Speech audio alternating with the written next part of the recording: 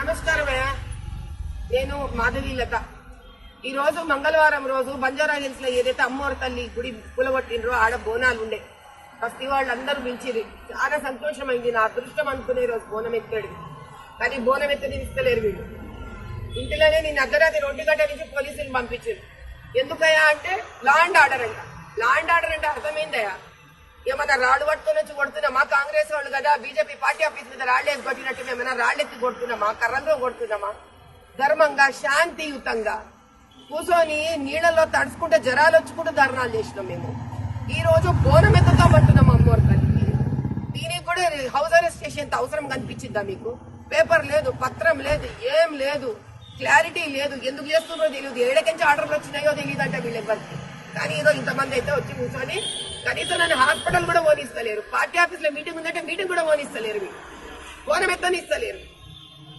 ఎంతకాలం న్యాయం ధర్మం నాపుతారయ్యా మీరు? ఎంతకాలం న్యాయం ధర్మాన్ని ఆపుతారు? 13 ఎకరాల భూమి ల్యాండ్ మాఫియా ఇది.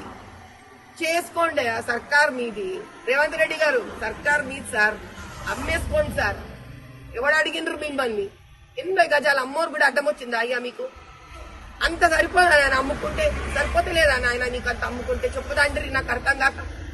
బోనం ఎక్కడ మాపిస్తావా? అంత చిన్నగా ఆలోచించగలవా అయ్యా ముఖ్యమంత్రి? ఒక స్త్రీని మంగళవారం పూటపై బోనం ఎత్తని కూడా ఆపిస్తావా? ఇంతమందిని పంపించి ఇదే అని గొప్పతనం. ఇంత గొప్పగా ఆలోచిస్తున్నావా తండ్రి నువ్వు? అయ్యా ఆనంద్ గారు, కమిషనర్ ఆఫ్ పోలీస్, ఎంత ఉందా ఉంది నాయన నీ ఆలోచన?